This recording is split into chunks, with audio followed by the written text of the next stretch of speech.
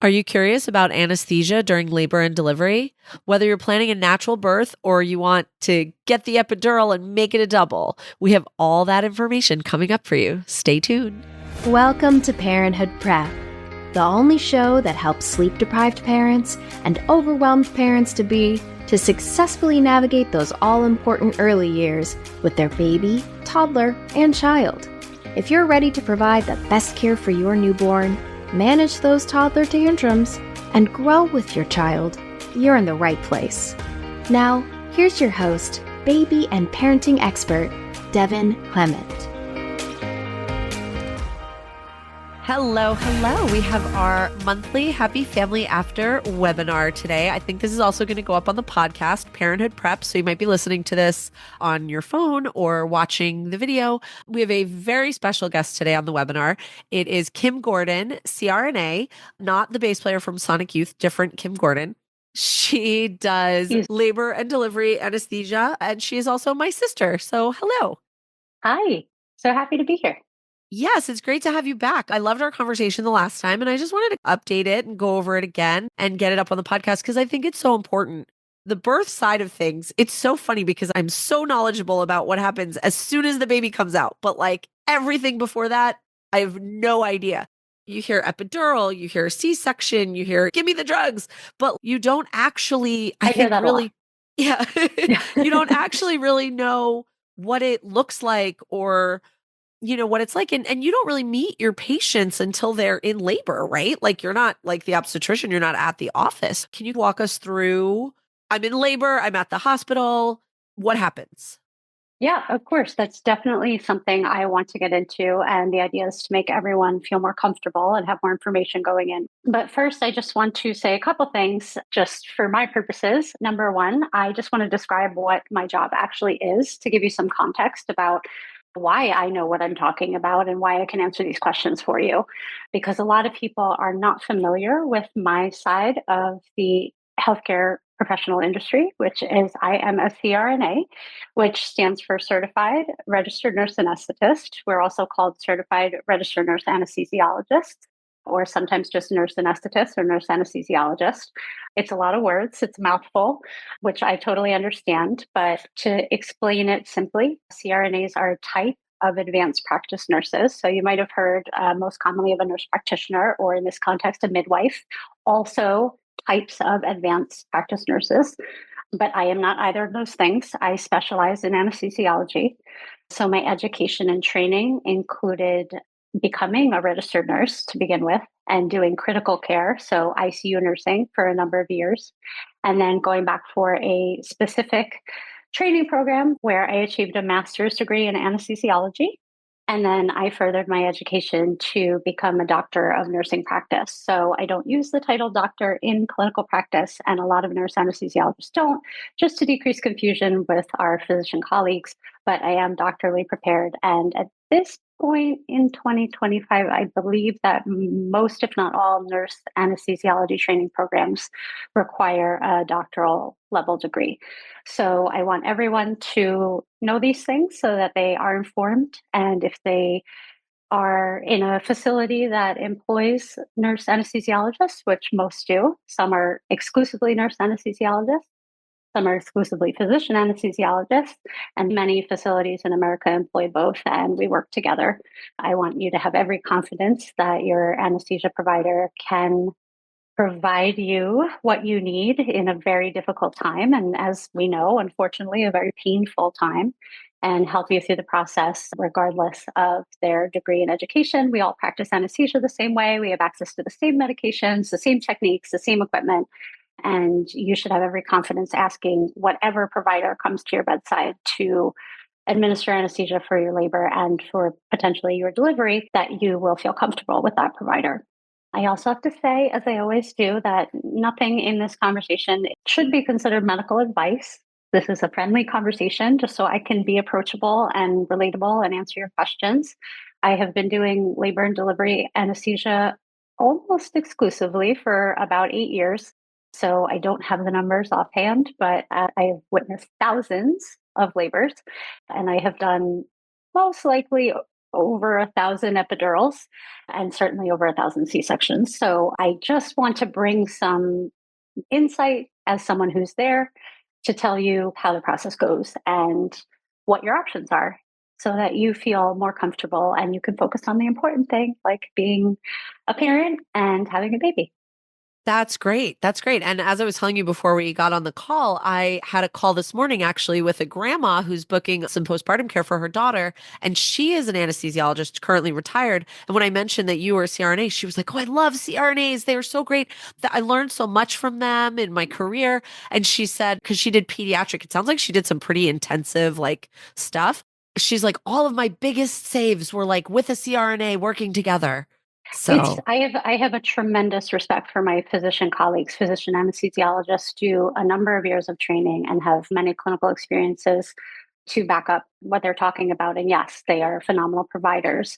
And my facility, we work alongside physician anesthesiologists. Occasionally, I directly provide care with them. Occasionally, they provide the care without me in the room. And occasionally, I provide care without them in the room. So, really, it's called the care team model when physician anesthesiologists and nurse anesthesiologists work together. And it really promotes an environment that, to say it casually, it's a twofer. You get two anesthesia providers that can help you and provide care. But but in really, just general, especially in labor and delivery, you're doing it on your own and you are totally trained and qualified and oh, everything and absolutely, experienced to absolutely. do all And that like I yourself. said, I have a respect for my physician colleagues, but I don't want anyone to not know what a nurse anesthesiologist is, even though the profession has been around since early world wars. And I just don't want anyone to ever make a face like, "Oh, you're a nurse," and not a physician anesthesiologist, because we do have highly specialized trainings and can provide the same level of care in the absolute safest way. Yeah, I love that. Also, I just want to apologize in advance. I am getting over a cold, so I may occasionally mute myself to blow my nose or cough. It's that time of year that is I was going to say, happening. everybody. Yeah, one of my mentors canceled. I had to reschedule our call this week as well because she's also sick, but I'm on the mend, which is great because I'm leaving for a trip tomorrow and I'm very excited. Okay, so I am always so curious about this because again, I've never given birth. I've never been at a birth. I've been to the hospital. I've never been like in the environment and hearing you talk about it. I don't think it's something you really think about when you're going into this situation to have a baby, but it's something that's so important whether you're planning I don't know what the terminology you like to use is drug-free delivery or not. You might end up with a C-section, you might end up needing anesthesia. So tell us, what does that look like? Sure. So I use the term natural birth. That's what we use in our facility. People tend to say natural, even though that can encompass many things. People tend to say natural to mean a medication free birth. You want to be in the hospital setting to have the resources available to you that a hospital can provide, all the medical providers, et cetera.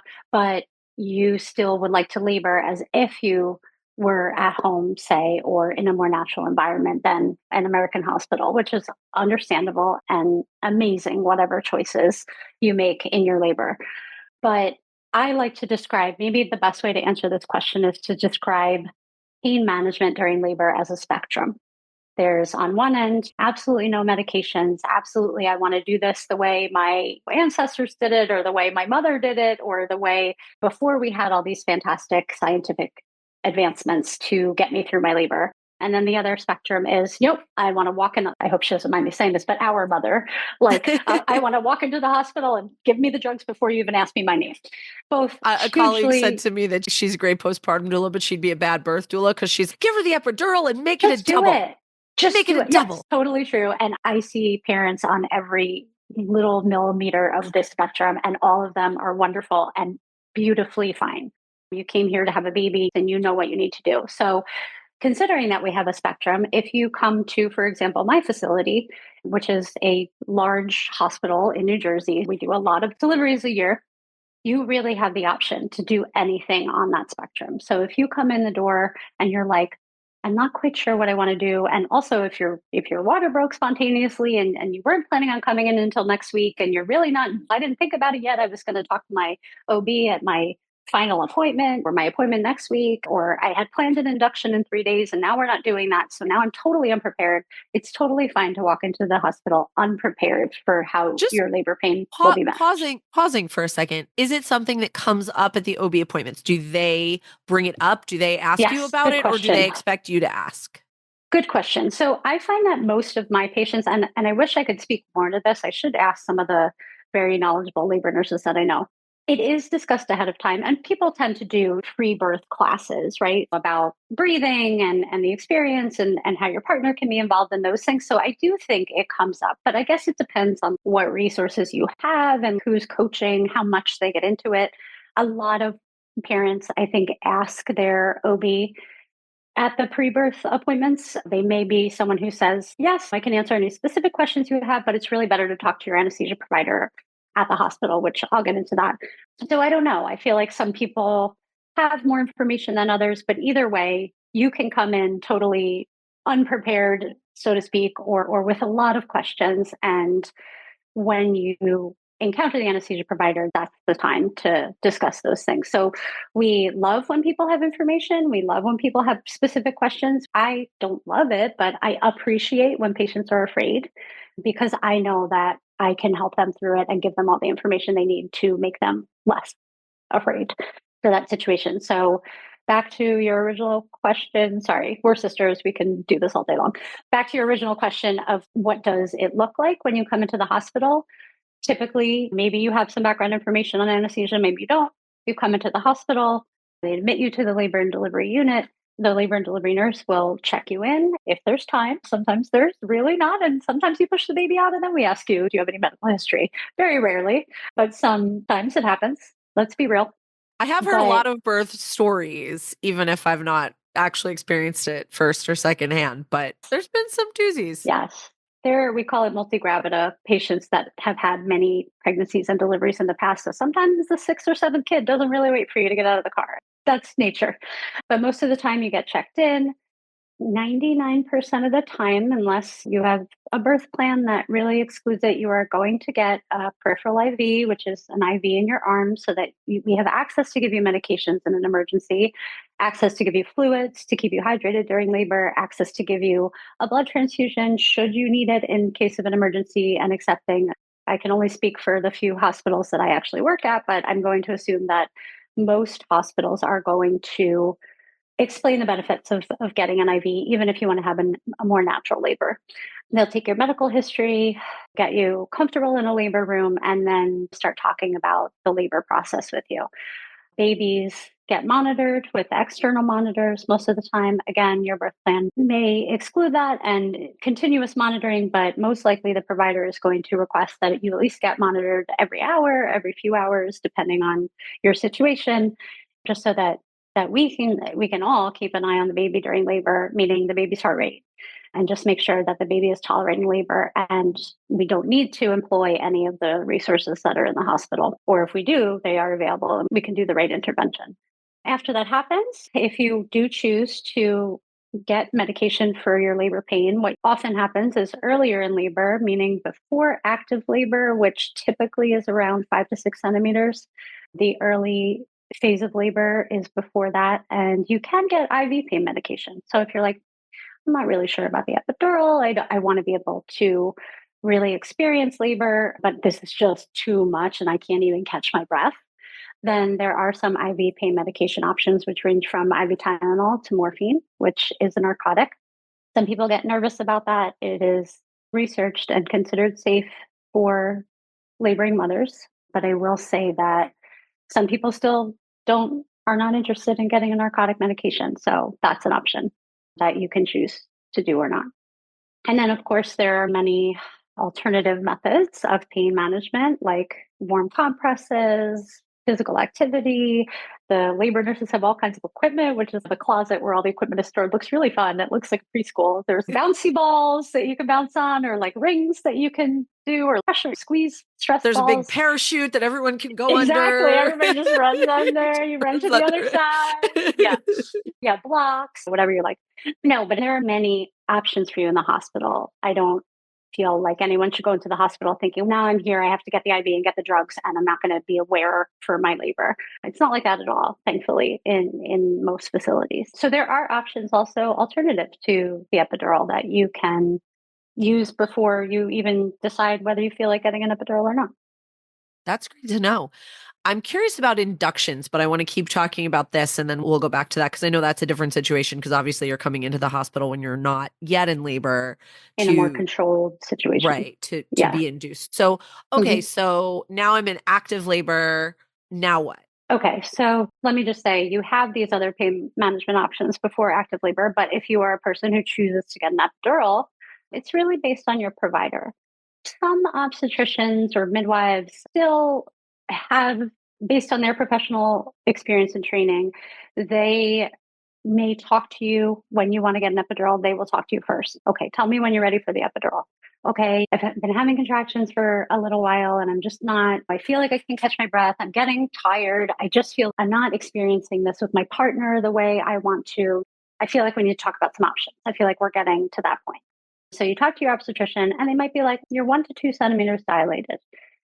Let's try to give it some time. Did you try this? Did you try that? Some providers do that. And maybe they not discourage you, but maybe they're saying, if we can wait a little longer on the epidural, let's try that. Or let's make a plan. A really good provider will say, let's make a plan together about how you want to do this. And here's why I'm bringing my information to the table. And then you tell me how you're feeling about it. I think wait, I just want to put a pin on that for a second because I think that's so important just in general. Like a really good provider will say, let's make a plan together, just across the board in everything to do with In birth, any even in industry, any postpartum, lactation, anything. Let's make a plan together. I'll give you the information. You ask your questions. We'll make a plan together. absolutely. And I definitely try to guide my practice that way because it makes, and when we talk about actual epidural medication, I'll remind me to touch on that because it ties in.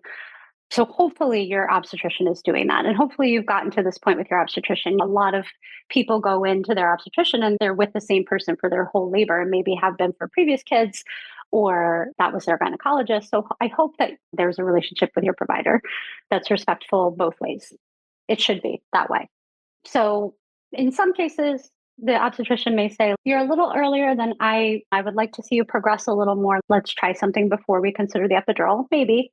Some providers are like, yep, it's your choice. When do you want it? Let's get it. And some patients do get the epidural at one And is centimeter. that There's nothing wrong with because that. the epidural can slow things down? That's a great question. So I've been practicing anesthesia, including my training, for over 10 years, if you can believe that. I mean, you as my sister, because it feels like I yesterday. still remember when you left for school. God, I know, 100 years ago. 100 years ago. Even in the beginning of my training, I feel like more of the researched articles were discussing like, yes, there's a possibility that epidurals slow down labor. Recently, I've been very happy to see more research on how does pain affect labor. If you can imagine, like back in the day, if you're at term and you're being chased by a saber-toothed tiger, right? The classic example of fight or flight. Is your body like, oh, it's a good idea to drop a baby now? No, of course not. So labor pain is our modern version of fight or flight, right? So the article doesn't imply that epidurals speed up labor, but it does gently suggest let's do more research on this because pain may slow down labor.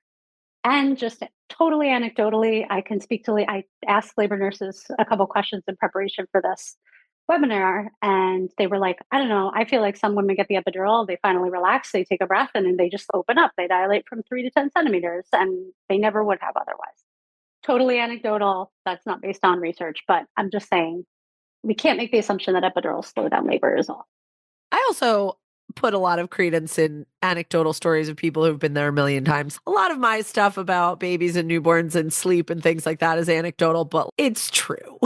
But the majority of the time, this is what happens. Let's not make a big deal out of it. It's just that, of course, especially in human science, whether it's newborn care or you have to go with the research to make a real statement. But yes, it's true. And And that's of what we're course, here to do is I'm here everyone to tell is you what I've done everyone in is my 20 different and years. everyone has different experiences and things like that. But yeah, I could definitely see that. There's also some research that a little bit of early formula supplementation helps improve breastfeeding outcomes because they're not like the baby's getting fed and they're not so stressed and they're not starving and everyone's not like losing their minds because early breastfeeding is really hard. If you can grease the wheels a little bit, you end up in a better place. And I could see that relating here. I'm in a lot of pain.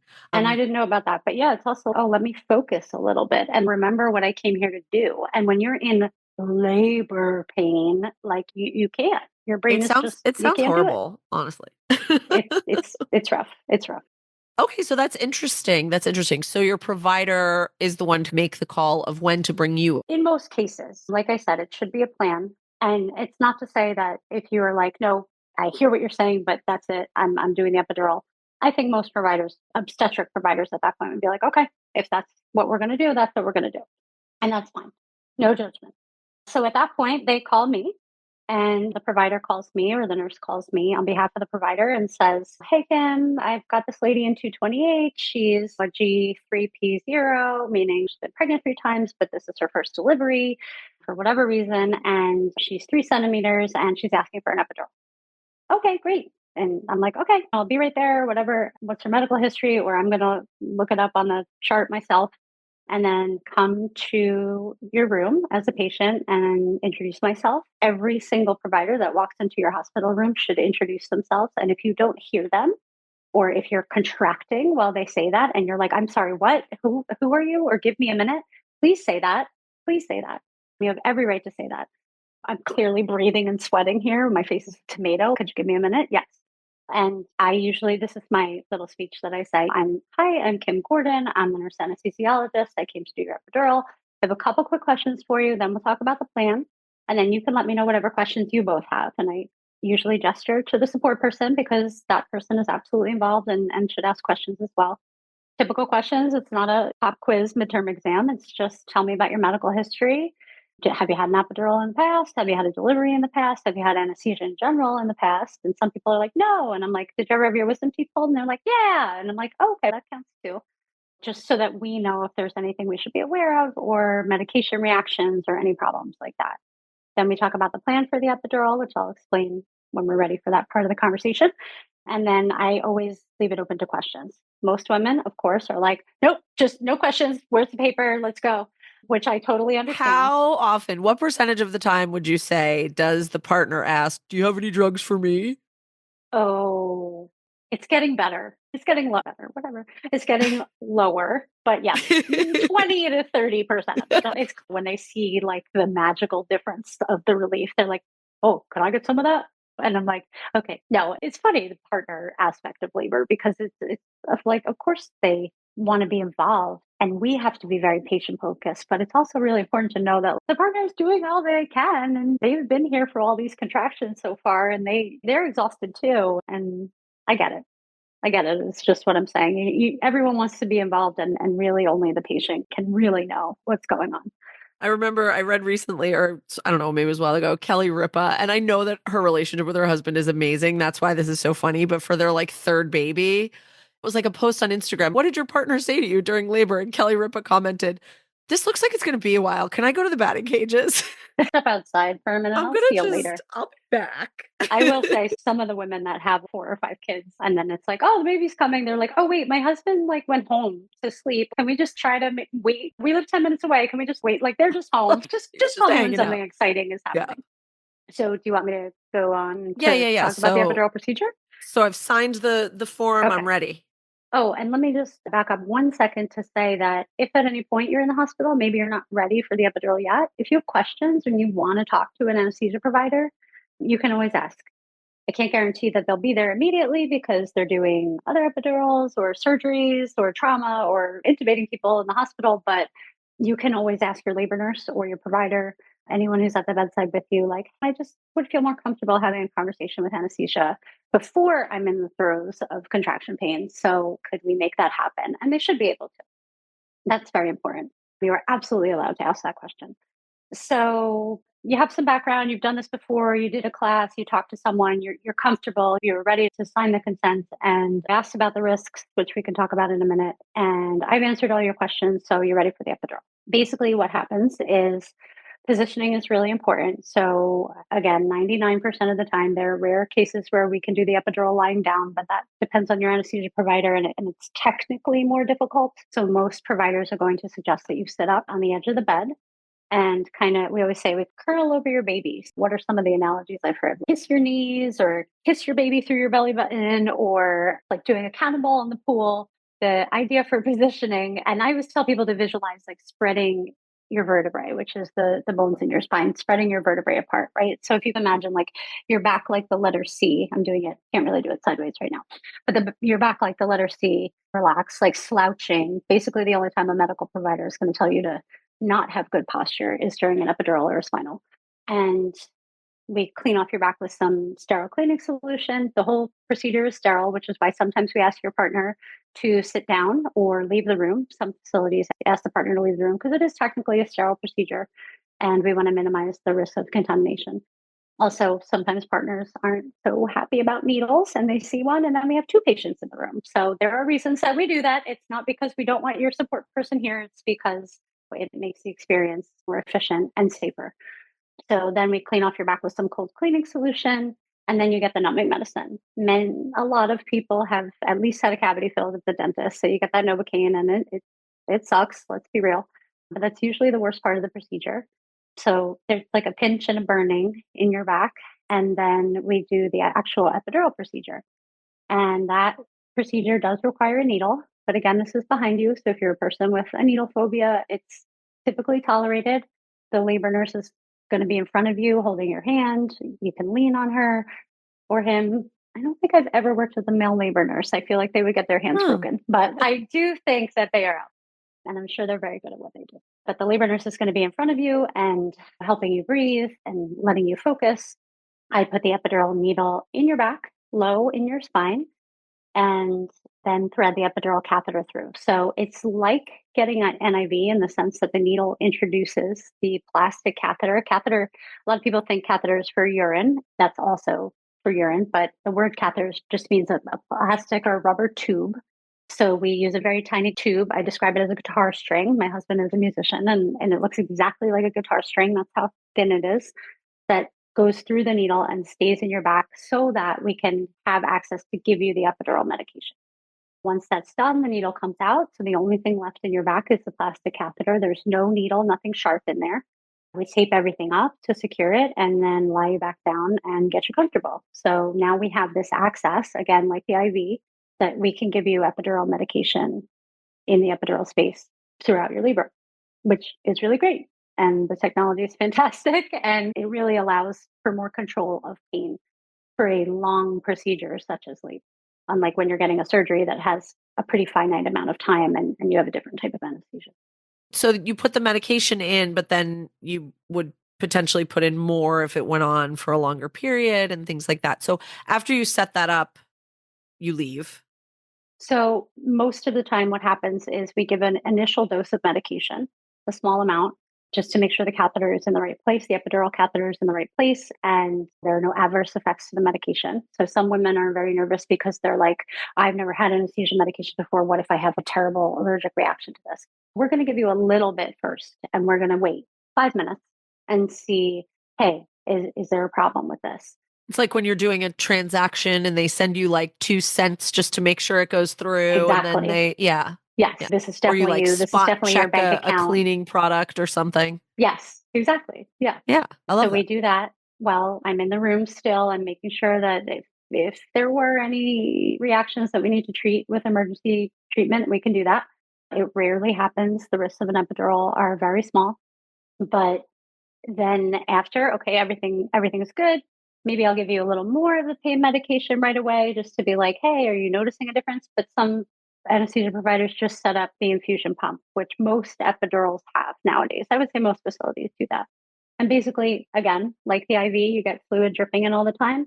The epidural medication is set up on a pump that connects to the epidural catheter, and we set it at a certain rate so that you get pain medication through the epidural throughout your entire labor. Oh, interesting. So it's just automatic. Yes. So Oh, this is that's what I great. was going to touch upon before. I can't even remember. Oh, making a plan with your provider and being involved. A lot of epidural infusion pumps also, I'll set a rate that's always going to give you medications. When I walk out of the room, you don't have to think about it ever again if you're fine. If you feel good, if you're like, I can tolerate this is great, even if it's 12 more hours, I'm going to get ready, we're going to dilate, I'm going to take a nap, and then I'm going to push the baby out. You also get a button to press. We call it patient controlled epidural analgesia. And analgesia is just the word for pain management, not to the degree of anesthesia. And you get a button to press that's set a certain way so that you can give yourself extra medicine if you feel like you need it. So sometimes I tell patients, okay, I just gave you some of my medication. We started the pump. You just got the epidural. Let's let it settle out for 10 to 15 minutes. You'll be feeling much better by then. I always tell patients it takes about 10 or 15 minutes to be 100% effective, but each contraction should feel better and better. But you have the option to, so you might get comfortable for a couple hours, and as the baby moves lower or you dilate more, the intensity can increase again. And then you can press the button to give you extra medicine if you feel like you need it. The machine won't let you overdose. We set it a certain way so that you don't have to remember, oh my God, I feel like I just pressed this. What if I give myself too much? It locks out at a certain time for a certain time frame. But the point that I'm trying to make is having control over your own pain management actually adds so much to the experience, much like making a plan with your provider or your postpartum doula. When you feel involved and you feel like you have control, your brain actually interprets that as stress relief. It's the same kind of endorphins that I'm sure everyone can relate to that in some aspect of their lives. But when you feel like, okay, if I want to press this button, if I want to give myself extra medicine, I don't have to call anybody, I don't have to tell anybody, I can do it on my own. And that has been researched well and proven to alleviate labor pain to an even greater degree than the actual chemical medicine does, which is awesome. That's great. Yeah, I've heard that even just people who feel more informed, even if they've had a traumatic delivery or something has like crazy has happened, if they felt like they were in control of the process, their psychological after effects are so much better and they rate the experience so much better and their overall interpretation of things versus like you could have like the smoothest labor in the world, but if you didn't feel like you were in control of anything and people were just telling you what to do, that can be really difficult and traumatic. Yeah. Absolutely. Absolutely. And I see that every day. So it has a situation that has been researched. And also, I can say that has absolutely been my experience in all the years that I've been doing this. Yeah. That's great. So I didn't know that they had a button. That's so cool. Yeah. I've done labor and delivery anesthesia, analgesia in four facilities on both coasts, California and New Jersey, and everyone has had that. So it really is a useful tool. And so what if you come in, I'm pretty early on or early stage of active labor, but I feel good. I'm maybe not sure I want to get it. What's like the window of opportunity? That's a great question and one that I get quite a bit. So in theory, you can get an epidural anywhere from your cervix is closed to 10 centimeters fully and the baby's come down. The logistics are what change it. So, number one, so we're talking about maybe, oh, I really don't want to get an epidural. My friend or my sister had all her babies naturally, and I want to do the same thing. I want to experience labor. I want the whole experience. But now I'm stuck at 9 centimeters, or this is just too long, or whatever. There's a million good reasons to just be done with labor pain. And now I should have gotten the epidural, right? You can get an epidural fully dilated. The things that your provider will talk to you about are there is unfortunately an increased risk of adverse events later in labor. And I can get into the biology, but to keep this brief, just to say that some of the things we worry about with epidurals, like the needles, can sometimes go to the wrong spot. It can go too far, and you can get a leak of cerebrospinal fluid. It eventually resolves on its own. It sounds a lot more dangerous or a lot scarier than it is. It is everything that's an adverse event is dangerous, but the chances of those types of things happening do go up later just because of the way your body and your back changes throughout labor. It's also a possibility. I've had some women who get an epidural close to the end, and the medicine does take a little time. I always say it's medicine, it's not magic. I wish it were. I wish I could wave a wand on your back and you suddenly feel better. But it does take a little time. So sometimes I have been in situations where I'm doing an epidural and the woman has been like, nope, never mind. I got to push this baby out. I got to push. And they lay down and push a baby out. So there are times when I finish the epidural, tape it up, give the medicine, and then they're like, nope, got to push. And then unfortunately, they don't get the relief from the medication anyway. So these are things that can happen towards the end. That being said, again, it should be a plan with your provider. I would say that some anesthesia providers do hesitate. I have met and worked with some anesthesia providers, do hesitate to do the epidural after 8-ish centimeters just because of these risks, but it's highly situational. If it's your first baby, and we think you probably have a little time between 8 and 10 centimeters, your sixth baby, once you're 8, you're probably going to be 10 and push the baby out pretty soon. That's just typically how it happens, depending on the situation, but the risks go up. So it's definitely a conversation to have if you are even remotely considering getting an epidural, or you're saying, I'm thinking about this. I really don't want to, so please don't talk me into it. But I want to know ahead of time when I should ask for it. That's definitely something you should address in your individual situation. Okay, I like that. I'm remembering that television program Mad About You, and she was having the baby and she wanted they were like, no, the Mabel, window is closed, Mabel. And she was like, break the window. Yeah, that's definitely something to provider dependent and patient dependent, situation dependent. So it's definitely a conversation you should have. If you're even plus on remotely TV, they considering it, always say make something things about more it. dramatic Yeah, of than course. they need to Of be. course. Yeah. So what about if you end up needing to have a C-section? You've got the epidural, maybe something's happening, the baby is decelerating or something's happening, or it's just been too long, you've been pushing, they decide you need a C-section. What does that look like? Yeah, great questions. If you have a functioning epidural, which sometimes I'll address another question I get often in this briefly. Sometimes people say, oh, I heard about my friend got an epidural and it stopped working at the end. Or, oh, I had an epidural before and I was only numb on one side and it stopped working.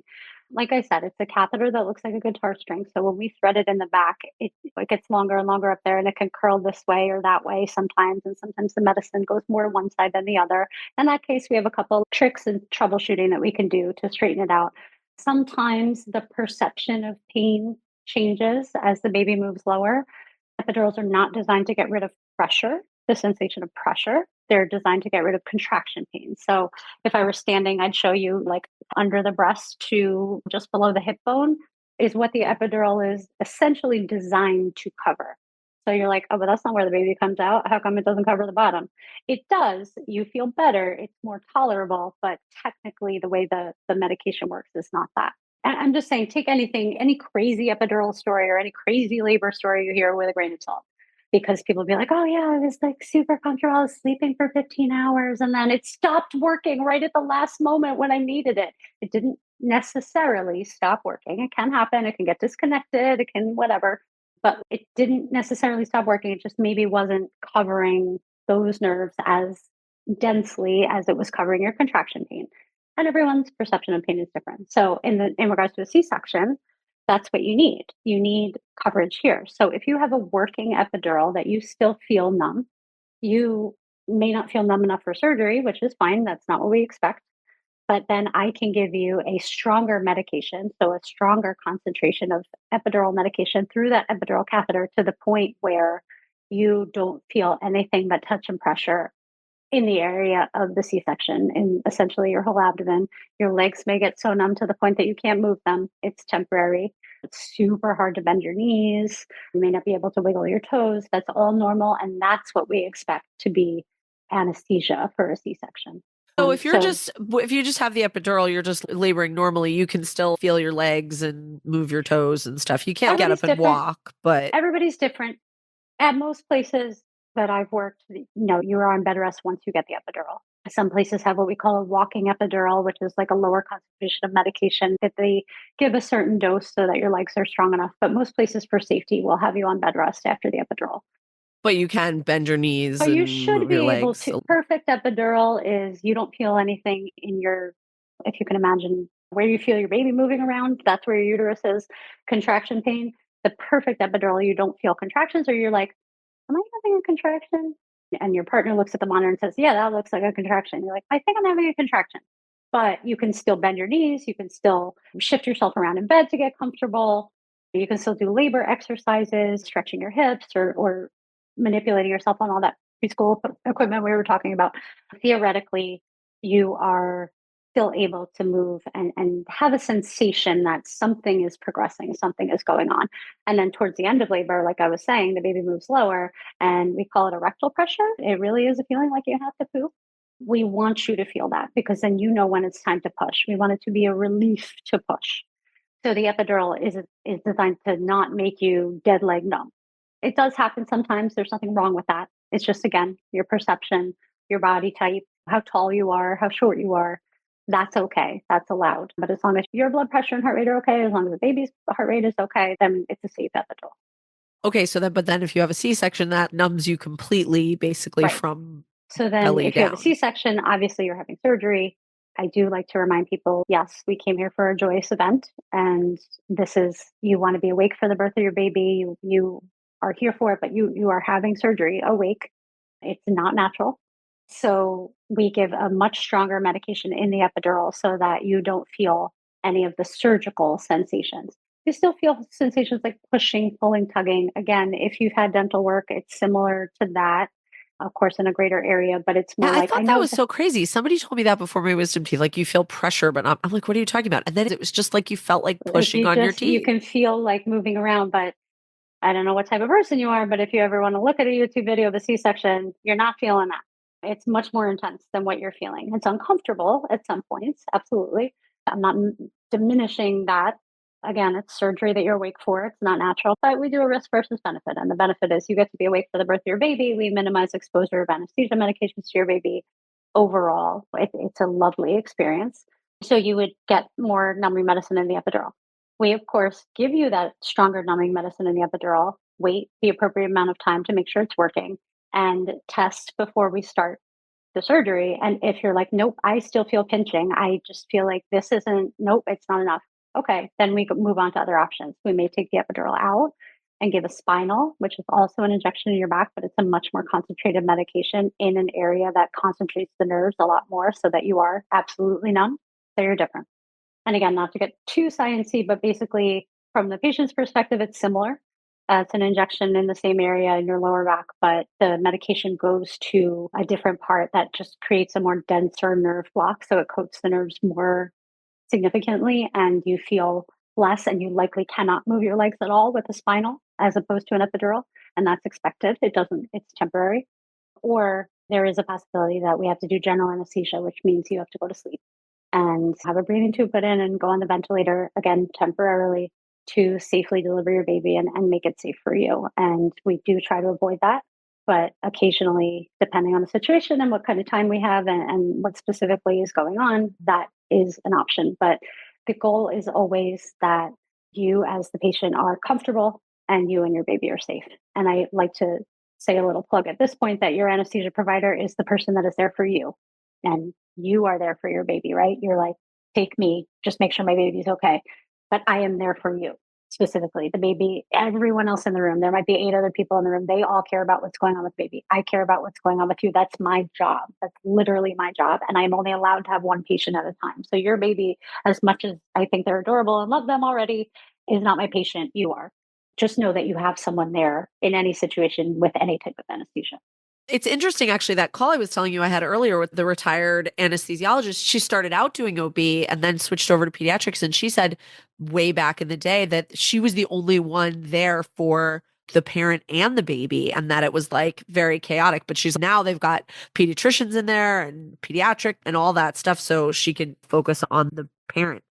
Of note, there are situations where I am a pediatric anesthesia provider. If I'm doing the OR case in the OR room that day that has newborns or pediatric patients, but no, in a labor and delivery situation, the anesthesia provider is there for the baby, and either the NICU or the nursery providers are there for the The baby. anesthesia provider is there for the parent.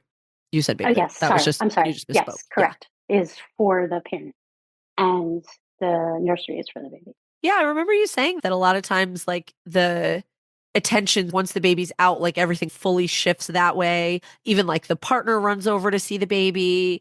And then the birthing person is, what's going on? And you've got this like Yeah. curtain, you can't see You got anything. to And drape, your arms are probably out because we're taking your blood pressure and you're doing the IV and you're stuck and you're just like, hey, is my baby okay? What's going on with my baby?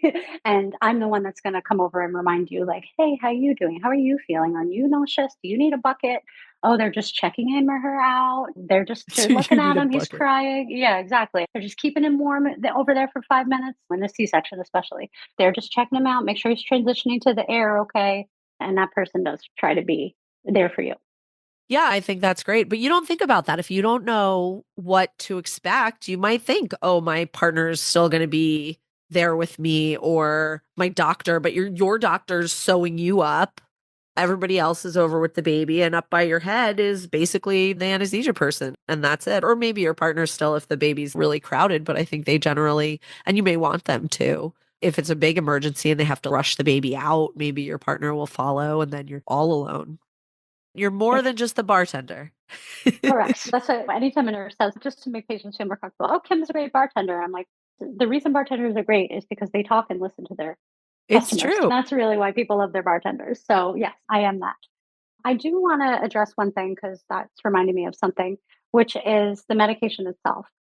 So many people, the question I get probably most often are, what is the type of medication in the epidural and will it affect my baby? The epidural medication is first and foremost a local anesthetic. So you may have heard of lidocaine or novocaine. It's similar to it's not necessarily that medication, but it's in the same class of drugs. So it's a numbing medicine. It's not necessarily, you hear pain medication and you immediately think opioids and controlled substances and things that are dangerous. Primarily, it's a local anesthetic just to numb your nerves so that you don't feel pain. At the facilities that I have worked at, three of them, so three of the four, the default mixture in the infusion, the epidural infusion, does include a small amount of narcotic. So you may hear people talking about fentanyl, which gets a bad rap on the streets. It is absolutely a dangerous medication. It is absolutely a controlled substance, but administered by a trained provider in a appropriate healthcare facility setting, it is not dangerous to the degree that you hear in the news. And it does help with pain management. So a lot of patients are like, I don't want to give my baby's not even born yet. I don't want to give them drugs, which is legit. That's a legit question. But the amount of medication that goes into the epidural space where we're putting the epidural infusion, it's not right into your bloodstream, the patient's bloodstream. And even the amount that does get into your bloodstream also has to go through the placenta and get to the baby. So all of the studies, we wouldn't give it at this point if we didn't feel it was safe, and have seen many babies born without side effects.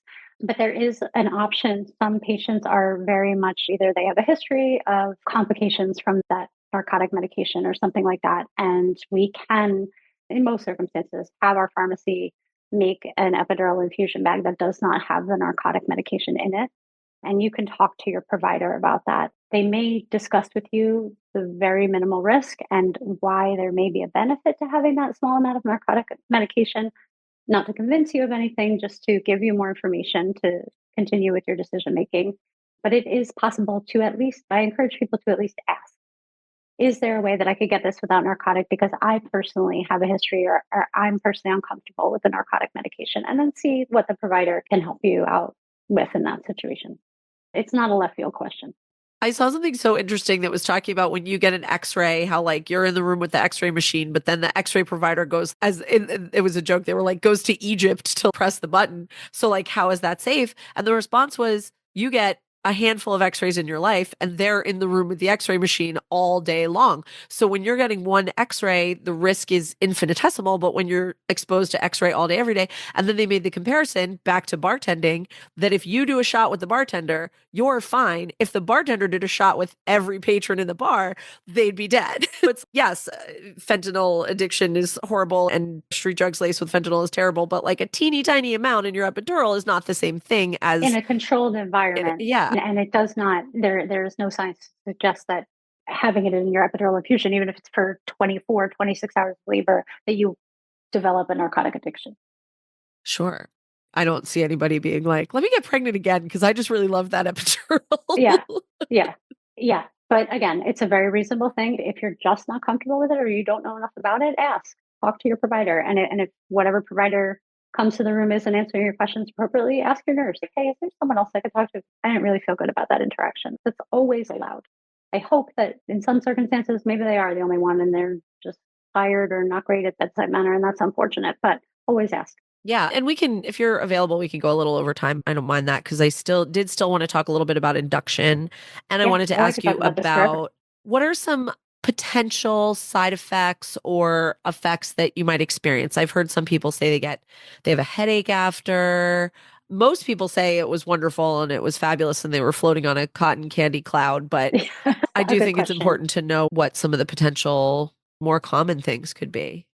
So the most common thing that happens with after receiving epidural medication is your blood pressure drops. A couple things happen. Your pain is relieved, number one. When you're in the throes of contractions, your blood pressure may go up, and just that relief that you get this flood of just pain relief, then your blood pressure is going to go down. Your positioning for the epidural sometimes just causes, have you ever been in that? You're just overwhelmed and you just get that like flush and sweat and you're just like, oof, I got to sit down. Like sometimes positioning for the epidural does that. But also the medication itself is designed to lower your blood pressure. It's a unintended effect of it. But when you have lower blood pressure as a laboring person, you get less blood to your placenta, and your placenta gives less blood to your baby, and your baby's heart rate can be challenged by that. So it is a known side effect. We try to avoid it, but if it does happen, there are medications to treat that, IV medications. If it's truly an emergency and it just your body cannot recover, cannot compensate, then of course we're going to bring you to the operating room and do an emergency C-section. It's rare. That's again, that's not the intended effect. That's not what happens. But that's why I was saying before, we give you a little bit of the medicine first, and we give you a little bit more. I stick around. I'm not just going to stick the needle in your back, rip it out, and walk away. That's not the way it works in a good facility with a good provider. So I feel like that is the most common thing that happens. Other things, of course, anyone can have an allergic reaction to a medication or a preservative in the medication. You could just be one of those people that doesn't do well with this type of medication or that type of medication. I don't see it commonly, but that's why we ask, hey, have you had anesthesia before? Any problems? Oh, you got your wisdom teeth out and you got hives? Like, oh, let's think about that and investigate that a little bit more. Also, sometimes the risks include things that aren't related to the medication itself, but anytime we put a needle through the skin, we're introducing the risk of infection. It's why we make it a sterile environment. I put sterile gloves on, I put sterile cleaning solution on your back before I do it. But anytime you're taking buggies from the outside and putting them into the spinal column, there's a risk for infection, which could lead to meningitis. It could. It's those types of things. But most people, I find, the risk benefit analysis weighs on the side of benefit. I will say, if you want to ask about percentages of things people say in the labor room, that should be a podcast. How many times do I go through the risks? Because I'll never talk to a patient and ask them to do a consent without explaining these risks to them. I have never once explained all the risks and then said, so do you have any questions about that? Do you understand? And the patient said, you know what, never mind, I don't want it. Most people understand when you come into the hospital, there are risks. There are always risks to medicine and biology. And again, it's not magic. There are some risks, and those are the most common ones. When people talk about a headache or back pain, a lot of times it can be confounded, right? So I just gave you an epidural. Now you don't feel your contractions. Now you're about to push the baby, so your legs are up in stirrups. You might be pushing for a while, and that's not a good feeling, right? Like just do it now, not pregnant. Like your legs are stretched out, pulled back, your knees are up by your ears for a couple hours. You may not feel in the moment that hurts. Like it's almost like, I don't know, taking Advil and then going to the gym. Maybe that's masking some of the muscle inflammation that you're getting from overdoing it, and you'll feel it till the next day, right? So Something we say in postpartum is like, it's normal to have any kind of pain, any kind of like a person might come home from the hospital after having a baby and have like foot pain because of something they did. And as long as it improves, as long as it gets better. And you're also reminding me of something else, which is a lot of times when people are learning body feeding or nursing, of course, it's like a new thing and it's uncomfortable. So they'll be like holding the baby and be all like jacked up like this. And they'll be like, oh, is nursing supposed to make your shoulder hurt? Is nursing yeah, supposed to give you my back pain? neck I'm like, no, hurts. but stop doing that and Exactly. relax a little bit. And that this is why you have back pain because you're jacking your shoulder all up and your back is all tense and you're all in a cockeyed position. Or even just holding the baby. You might be holding the baby in something that's comfortable for 30 seconds or a minute, but you're holding your baby like that for hours. And then you're like, oh, why does my elbow hurt? Why does my shoulder hurt? Why? So get really comfortable and give yourself a lot of support. So I think it's similar to that. Totally. And that's the thing with back pain. Like during labor, most women tell me they had back pain. I always ask, oh, hey, do you have anything going on with your back before we do the epidural? Scoliosis, bad sciatica during the pregnancy, just things I want to know ahead of time. I won't prevent you from getting an epidural, but things I want to know. So that afterwards, if you tell me my lower back really hurts, you're like, oh, I have this shooting pain down my right leg. And I'm like, okay, we can explore that a little more, but you did have that sciatica beforehand. So maybe we just need to treat it from that perspective, because that might be exacerbated just from the whole experience of pushing another human out of a human. It's a There's a lot, lot that goes into that, right? regardless. So, not to minimize it, but just to say, oh, I don't want to get an epidural because it causes back pain. Maybe you need more information before you make that decision. And then, as far as headaches, so some people do unfortunately get the side effect. It has happened to me when I've been doing epidurals. I've done so many of them. They actually have kind of a joke in my industry that's, if you've never gotten, we call it a wet tap, when the epidural needle goes too far and you get that leak of spinal fluid. If you've never had a wet tap, some people say, I've never had a wet tap. I must be doing it right because I've never had a wet tap. We all say, if you've never had a wet tap, you haven't done enough epidurals. It's a known side effect. It happens. It's unfortunate. It doesn't necessarily affect you in the moment. You can still get a successful epidural and have relief of labor pain. But most of the time, what happens is the leak of spinal fluid causes a headache, like a low headache or a frontal headache, and it's very positional. So you can lie down and feel pretty okay. And then as soon as you sit up, your head is, it's the worst headache of your life. That's really hard when you are breastfeeding and holding a newborn and trying to get back to your toddler or your dog or your whatever. And you just want to enjoy your newborn baby and you can't even see straight because your head hurts. So if people talk That about could that also, kind of headache, that's I a known just complication. also want to flag that if you are having a severe headache after birth and you don't know that you had a wet tap or whatever happened, that can be a sign of blood pressure issues and you need to Oh, call your absolutely. doctor immediately. Absolutely. Like Preeclampsia. that's a Yes. big red flag if you have a severe headache and you don't know that there was a reason for it, or even if you do, call your I was actually going doctor. to say that. So I know that to be true, but I should say that if you have a severe headache after birth, you should always call your obstetrician first, and then they can ask more questions to guide you to the right thing. Typically, we call them spinal headaches, or the wet tap headache happens while you're still in the hospital. You're not even gone yet. And you're like, and then the nurse is probably, let's call anesthesia to evaluate you because this is a possibility. And we know you had a wet tap. Most of the time, we know that it's happened. Sometimes it goes unrecognized, but we can make that evaluation depending on your situation Yeah, and certain treat it things like and treat it so that you feel little better. tweaks in your neck, shoulder, elbows, whatever, those can be normal, but a bad headache is something you should get checked out. We use it for anything, like the gauges, like if you can't take care of your baby comfortably, if you can't breastfeed, no one is happy after. That's why they have you, right? No one is full energy, thrilled to be like up all night with their baby all the time, every night. But more than just tired. If you're like, I can't, I want to breastfeed and I can't even, I'm going to throw up, I have to put the baby down. If you can't do normal activities of taking care of a newborn by yourself in your normal situation, then that's the time to call your doctor for sure. Yeah. Yeah. I had a client a few years ago who called us. I forget if she was having her third or her fourth, but she said she called us, like I said, with the pregnancy test in hand. I'm doing 9 months. Are you available? Can Yes, I we book you for are. 3 months? Yeah. Yes. She said with her second, she had all these horrible symptoms after. And finally, her mother, like the doctor was just like, wait and see. And her mother forced her to go back to the hospital. And thank God, because she had almost died and she was worried she was going to have similar complications after the third, which is partly why she called us, but also because she knew by baby number three that getting help and sleep Let's was do it. important. Yeah. Let's do that.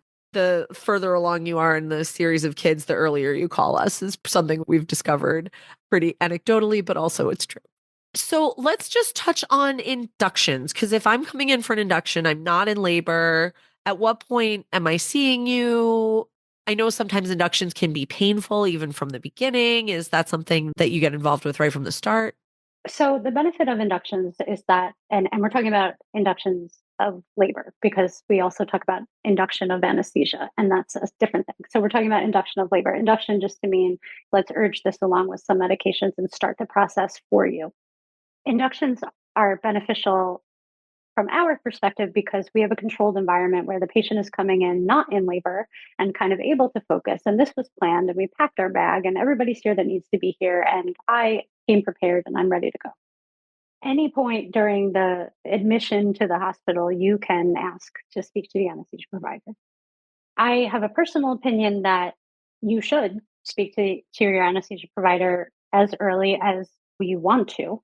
Of course, like I said, there's not always someone available to come right away.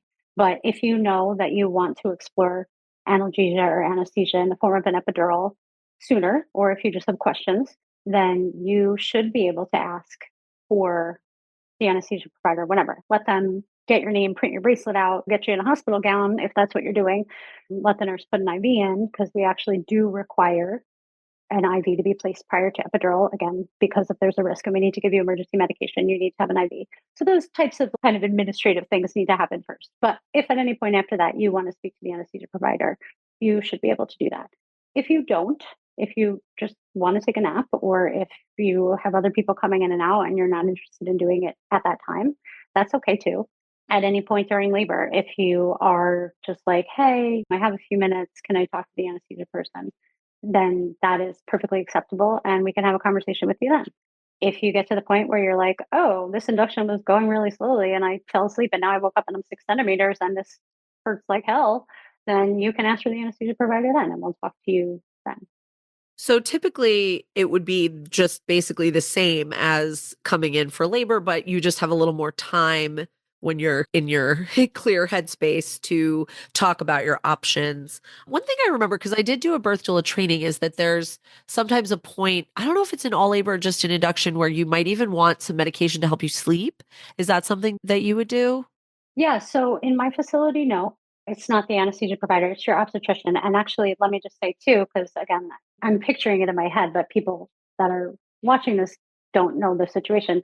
You can also talk to your labor nurse. So your labor nurse is your partner in this whole thing. And you can talk to your labor nurse about epidural things. I was thinking, why don't more people ask me to come earlier in the process? And it's because they asked your labor nurse, who is extremely knowledgeable about it too. So they might just have a question like, should I get the epidural now? And the labor nurse might say, if you want to, but just remember you can't get out of bed after. So if you feel like you want to walk around for 2 more hours, then don't get the epidural. And then they're like, oh, yeah, okay. So they don't have to necessarily talk to the Oh, anesthesia wait, person. quick side question. If you have the epidural in and you can't get up, how do you go to the bathroom? Do they do a catheter? Yes, they do a urinary catheter. So considerately, they wait for the epidural to kick in a little bit so you don't have to feel that catheter going in as much. You might be like, oh, something's going on down there, but it doesn't feel like the pressure There's that you also a normally would with lot an going epidural. on I was going to say there. So, at that point, people care very little about the catheter. That's not the main concern. But yes, you do get a catheter. And if you had to poop, then we'd put you on a bedpan and you would poop in the bedpan. Not glorious, but we call it the joys of motherhood. and from what I've Unexpected heard, all fun the things to deal with. nurses and OBs and everyone is very just done, pretend it never happened, not even thinking about it, not telling you about it. The doctor makes eyes at the nurse and she comes over and that's it. 100%. There is always a level of like nerves and awkwardness with those kinds of things, but don't worry about it. Try not to worry about it. Yeah, and everyone, of course, is very professional and sees this all the time. And I've had moms, parents, like when I'm sleep training or when I'm with them, and oh, I bet you've never seen anyone who's like as much of a mess as me. Yes, we have all the time, constantly. At, Everyone is a mess constantly. on that note, I'm not saying I hate it. I just feel for the patients. I get so emotional when patients are apologizing to me for screaming, for moving around during an epidural. And I didn't really talk about that either. You can move around during an epidural. You can't reach your hands back and be wild all over the place because we do have a needle in your back. But you can, people are like, oh, I'm having a contraction. What if I jump? What if I jump? I understand. It's a needle in your back. Your body is programmed to jump. I get that. We know how to handle Even on those the phone, situations. people are like, oh, my baby, you might hear my baby in the background. I hope that's okay. I'm like, yeah, Yeah, that's we fine. expect that. We expect that. And They again, not don't to sleep. That's minimize why it, we're having this call. I appreciate that you are respecting what I'm doing for you and my time, but please don't apologize to me. That's what I say to people. If it makes you feel better, then do whatever you want, but please don't apologize to me. I know, like you said before, this is your first labor. I've been here 100 million times. If you are truly uncomfortable, then I need to give you more numbing medicine. I did this to you. I'm the one sticking a needle in your back. So if you don't have to be upset about that. I do, and I have to fix it. Even if it's just with breathing or comfort, or do you need to take a break? Let me stop for a minute and tell you. The epidural, by the way, the epidural procedure, probably start to finish in a perfect scenario, takes 10 minutes. there's some like prep with the sterile field. There's some time on the other end where the medication needs to work. But the epidural procedure itself, in an ideal situation where there's not difficult anatomy or the patient isn't contracting back to back, no pun intended, and I can just go ahead and do a smooth epidural, shouldn't take longer than 10 minutes. You don't have to be in that perfect position frozen for a half hour, just to note, because people really have no idea how long it takes No, that's good usually. to know. That's good to Yeah. know. I'd be Yeah. curious as well. And Sorry. if you're at a point where you're just overwhelmed and you need a minute, sometimes it's difficult. Sometimes we have to try more than once. If that happens and you're just like, can I just take a breath? You can say that. If you're down there and you're just clenched and so upset and you're like, can I just pick my head up and take a breath? Please ask. Yeah, I love that. Before I started talking about catheters, we were talking about possibly being given some medication to help you sleep if the induction's going along or your labor's going along and not progressing and you're tired. And it can help, I think, to get a little rest during the process. So in the facilities I work in, that's more the obstetric providers because they're following your labor hour to hour or minute to minute more closely. They have the latest on what's safe for you, safe for baby. They're better versed in the situations at my facility. Not to say that the anesthesia provider doesn't, or the sleep experts doesn't take care of that in other situations. But yes, it is a possibility. And again, a discussion with your provider, and it is encouraged to be as comfortable as possible during labor and ask for what you think you need to be comfortable during labor. Does that answer your question? Yeah, no, I love that. I love that. But I think the main takeaways here are don't be afraid to ask to speak to the provider early in the process. Even if you're not sure if you want medication or think you don't want medication, it's still a good idea to connect because you don't want to end up. I say this about people, they call me and they're like, we want to see how things go and then we'll decide if we want to hire. Don't wait till you're drowning. Let's find out. Let's get everything squared away. And if you end up not using it, fine, but you're not going to have a good time having this conversation when you're ridiculously sleep deprived and out of your mind. So talk to the provider early. Hopefully, your provider will make a plan with you, but you can advocate for yourself. Tell your partner ahead of time. I don't know how I'm going to feel when I get there. So these are the things that are important to me. If you could just remember that. And that's a really great way to get them involved also. Yeah. Oh, that's great. Yeah, yeah, yeah. Or if you have a doula or a coach or another support person, having them, and that the labor nurses are your friends. And I love what you said about the research showing that the pain support and pain relief can actually help things progress and be good because I know there is some rhetoric out there that it's not. Is there anything else that you can think of that we didn't talk about? I'm looking at our list of questions and I Sorry, like speaking of them. babies in the background, I don't know if you hear a kerfuffle, but that's just my dogs scratching at the door because they hear my voice. Yes. Well, I Yeah, don't know if what you saw else me was lean on that? over before, but the cats discovered that the treat container is right here. So then, of course, everybody came over and had to have some. So I had to put them out. Is there anything you can think of that we didn't talk about? Of course, I could talk in depth on all of the things that we talked about. So if I missed anything, yes, the best advice is to ask your provider, be comfortable with the people that are surrounding you during this amazing, wonderful time. Even if there are struggles and challenges throughout, expect there to be, and just know that you have support. Anything from a traditional standard labor to a true emergency, you should feel like you have some say in it. You should feel like you're part of the plan and you should feel confident saying, I don't like this. Can you tell me if this is necessary or not? Some phrases I encourage people to say are like, I'm in so much pain, I don't quite understand you. Could you tell me again? Or could you come back in 5 minutes? When you remind them what you're going through, then it helps everyone in the room put the focus back on you and be like, oh, yeah, this isn't I'm not talking to you over coffee. I'm talking to you while you're in labor. Let's all remember that and be present for this person who is doing this amazing thing and has already been through an incredible amount of work and who is anticipating an incredible amount of work once we are on the other side. So I encourage you to do whatever it takes to make you feel like the VIP because you are and you should be, and everybody should be focused on you. If you go in for a job interview and you have a routine in the mirror that you say to yourself, do it to yourself in the car before you walk into the hospital. Like we may be the experts in our field, but that doesn't mean that you are not the most important person here. I love that. I love Yeah. that. I think anybody who has you do their anesthesia is very lucky. Oh, And then I I just love have my one job. one final question for you, which is what is the specific gravity of cerebrospinal fluid? Cerebrospinal fluid.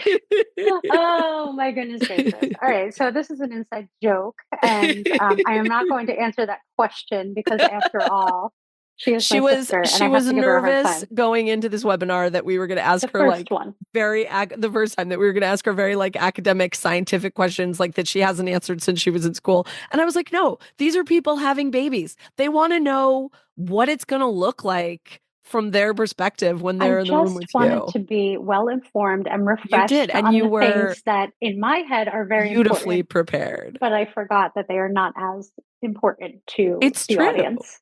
It's true. But if I ever see you in one of my facilities, please say hello, and you are welcome to ask me any question. And if I don't know the answer, I will look it up and come back to you. And you can do that. You are allowed to do that. Yes, thank absolutely. you so much. This has been so great. I always learn so much when I talk to you about this stuff because it's so funny that we're like on opposite sides of the same situation, like just seeing it straight through. Also with sleep training, I say we both get our job is to watch people sleep, put them to sleep and watch them do that. Yeah, mommy pointed that out. I Course, can't believe that both of my children get paid to watch people sleep. of course, you have the much more difficult job of waking them back up at the end when mine wake up all on their own, sometimes more than we want them to. Yeah. Okay. It was so great to have you. Thank you so much. And and just for everyone out there, if you want to follow us, we're at Happy Family After on Instagram. You can send us an email. You can message us on Instagram. You can go to our website and leave a voicemail, happyfamilyafter.com. If you have any questions or comments or thoughts, we'd love to hear them. And we'll talk to you soon. To be sure you never miss an episode, be sure to subscribe in your favorite podcast app. We'd also love to connect with you on social media. You can find us on Instagram at Happy Family After or at our website, happyfamilyafter.com. On our website, you can also leave us a voicemail with any questions or thoughts you might have, and you can roast your baby. Talk to you soon. Thanks for listening to this week's episode of Parenthood Prep. If you want to learn more about the services Devin offers, as well as access her free monthly newborn care webinars, head on over to www.happyfamilyafter.com.